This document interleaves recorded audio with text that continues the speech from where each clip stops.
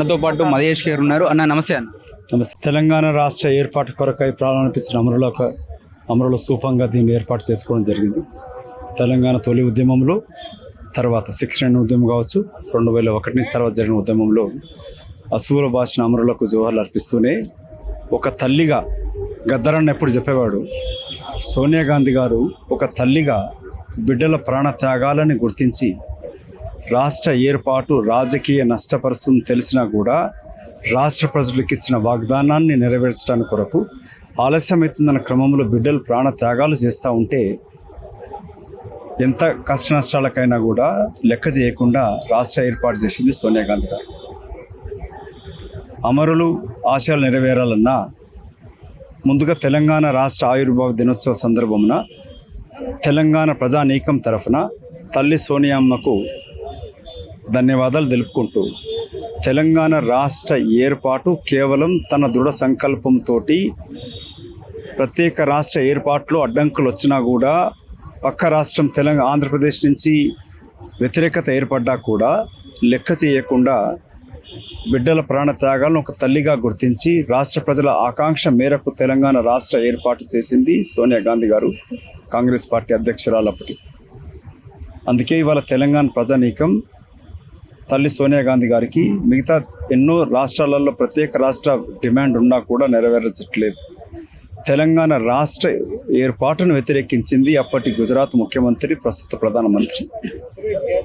తెలంగాణ రాష్ట్రానికి కొరకై అసూలు బాసిన అమరుల కొరకై 10 సంవత్సరాల కాలంలో తెలంగాణ రాష్ట్ర ఏర్పాటు ఆకాంక్షను అడ్డం పెట్టుకొని తన జీవిత లక్ష్యం తెలంగాణ రాష్ట్ర ముఖ్యమంత్రిగా కావాలని కోరుకున్న కల్వకుంట్ల చంద్రశేఖరరావు తెలంగాణ పదాన్ని కూడా తన పార్టీని తొలగించిన దుర్మార్గుడు తెలంగాణ ప్రభుత్వం ఏర్పడ్డాక తాను ఇచ్చిన కళ్ళబొల్లి హామీలతోటి అరచేతుల వైకుంఠాన్ని చూపించి అమలుకు నోచుగానటువంటి హామీలు ఇచ్చి అమరుల ఆశయాల గుణంగా పనిచేస్తానని చెప్పిన వ్యక్తి నమ్మి తెలంగాణ ప్రజలు ముఖ్యమంత్రిని చేస్తే తెలంగాణ రాష్ట్రాన్ని దోచుకున్నది, దాచిపెట్టుకున్నది తెలంగాణ రాబందుల సమితి, కాస్త భారతీయ రాబందుల సమితిగా ఏర్పడ్డది బీఆర్ఎస్ పార్టీ.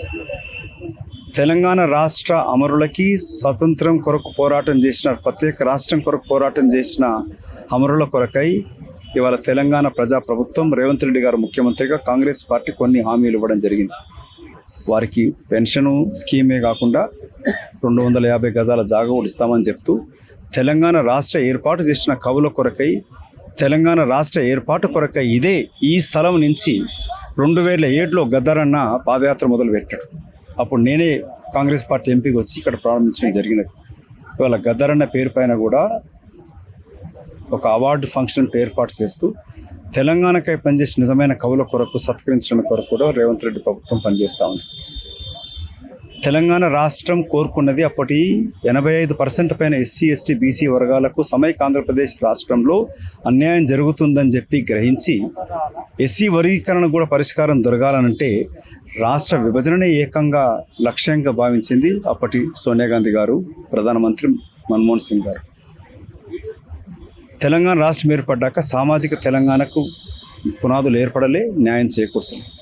అందుకే మొన్నటి ఎన్నికలలో రాహుల్ గాంధీ గారు హామీ ఇవ్వడం జరిగింది, తెలంగాణ రాష్ట్రం అంటూ ప్రభుత్వం ఏర్పాటు అవుతాయి, ఇక్కడ కాంగ్రెస్ పార్టీ ప్రభుత్వం ఏర్పడితే జనగణన చేపడతాం, కులగణన చేపడతామని చెప్పి కూడా హామీ ఇవ్వడం జరిగింది. ఇది సామాజిక తెలంగాణ ఏర్పాటు దిశలో ఇదొక ప్రయత్నం, ఒక మెట్టు ఎదిగినట్టు అవుతుంది. కులగణన చేపట్టడమే కాకుండా ఒక ఎంపవర్ కమిటీ ఏర్పాటు చేసి ప్రొఫెసర్ కంచైలయ్యతో మెంబర్స్ని ఏర్పాటు చేస్తూ తెలంగాణ రాష్ట్ర జనగణన చేసిందేతుందో అది సంపదన పంపకంలో భాగస్వామ్యం కావాలి, రాజకీయంగా ఆర్థికంగా ఎదగడానికి కొరకై సోషల్ ఇంజనీరింగ్, సోషల్ జస్టిస్ ఏర్పాటు చేయడంలోనే రేవంత్ రెడ్డి గారి ప్రభుత్వాన్ని ఆదేశించి జనగణన చేపట్టడం జరిగింది. ఎంపవర్ కమిటీ కూడా ఏర్పాటైనది. ఆ దిశలో కాంగ్రెస్ ప్రభుత్వం ఇవాళ అడుగులు వేస్తూ ఉంది. ఇవాళ తెలంగాణ అమరులకు నివాళులు అర్పిస్తూ నిజమైన నివాళి సామాజిక తెలంగాణ. సాధించుకుంది సగం తెలంగాణ, సాధించాల్సిన సంపూర్ణ సామాజిక తెలంగాణ ఏర్పాటు దిశలో కూడా కాంగ్రెస్ పార్టీ ప్రభుత్వం పనిచేస్తూ ఉంది. సో కాంగ్రెస్ పార్టీ ప్రభుత్వం సామాజిక న్యాయం కోణంలో పనిచేయడానికి కొరకు తీసుకోవాల్సిన జాగ్రత్తలపైనే ఎంపవర్ కమిటీ కూడా చేస్తూ ఉంది. అమరుల ఆశయాలు నెరవేర్చాలనంటే తెలంగాణ అమరులను కూడా జనాభా ప్రాతిపదికన పంచాల్సిన అవసరం ఉంది. ఆ దిశలోనే కాంగ్రెస్ పార్టీ ప్రభుత్వం పనిచేస్తుంది. అందుకే ఇవాళ మీ ద్వారా తెలంగాణ ప్రజానీకానికి, తెలంగాణ అమరులకు మేము జోవాలు అర్పిస్తూనే తెలంగాణ ప్రజానీకానికి, తెలంగాణకై పాటుపడ్డ నాన్ పొలిటికల్ గ్రూప్స్ అన్నిటికీ కూడా విజ్ఞప్తి ఏంటంటే ఈ ప్రభుత్వంతో కలిసి పనిచేయండి. ఈ ప్రభుత్వం మీ మాట వింటది, ప్రజలు కోరుకున్నట్టుగా పనిచేస్తుంది, తప్పులు ఉంటే సరిదిద్దుకుంటుంది, సామాజిక న్యాయం చేకూర్చే రీతిలో పనిచేస్తుంది.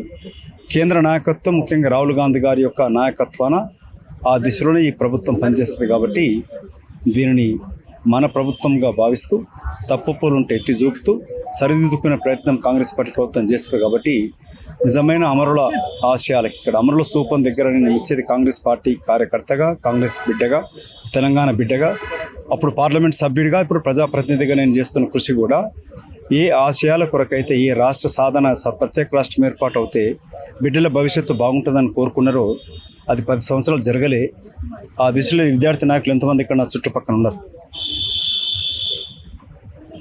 వీళ్ళందరూ కూడా ఇప్పుడు భాస్కర్ కావచ్చు, మన గారు వల్లన్న కావచ్చు, మా కోట శ్రీనివాస్ కానీ ఎంతోమంది నాయకులు కూడా విద్యార్థుల దశలో వాళ్ళ జీవితాలను లెక్క చేయకుండా ఉద్యమంలో పాల్గొన్నారు. అందుకే తెలంగాణ బిడ్డల భవిష్యత్తు ఏర్పాటు కొరకే నేను రాష్ట్ర ఏర్పాటు పోరాటం జరిగింది. రేపు తెలంగాణ నిర్మాణాన్ని కొరకు కూడా కాంగ్రెస్ పార్టీ ద్వారానే నేను నమ్మినప్పుడు నా స్వేచ్ఛ, నా ధ్యాస తెలంగాణ రాష్ట్రం, అది కాంగ్రెస్తోనే సాధ్యమని చెప్పి కాంగ్రెస్ ప్రభుత్వం ఉన్నప్పుడు సమైక్య ఆంధ్రప్రదేశ్ రాష్ట్రంలో ఏకైక వచనంతో ప్రజల ముందుకు వెళ్ళి తిరిగి పార్లమెంట్ సభ్యుని ఎన్నికైనప్పుడు తెలంగాణలో పార్లమెంటు ఏర్పాటు బిల్లును పార్లమెంట్ డిప్యూటీ చీఫ్ విప్గా అధినాయకత్వాన్ని ఒప్పించి తీసుకోవడం నా యొక్క పాత్ర చరిత్రాత్మకం.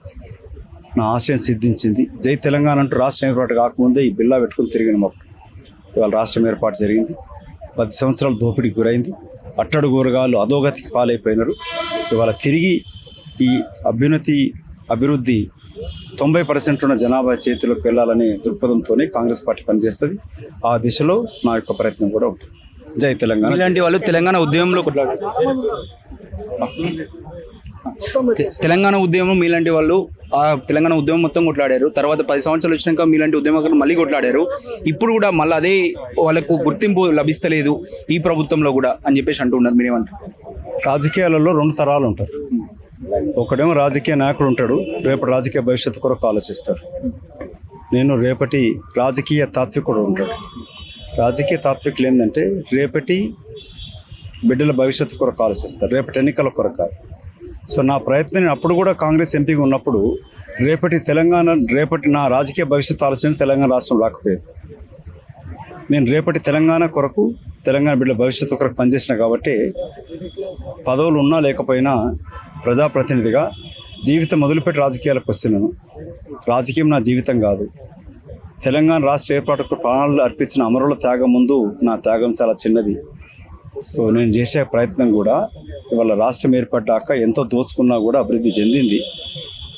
రాష్ట్ర విభజన జరిగినాకే తెలుగు రాష్ట్రాలు ఇవాళ నంబర్ 1గా దేశంలో ఉన్నాయి.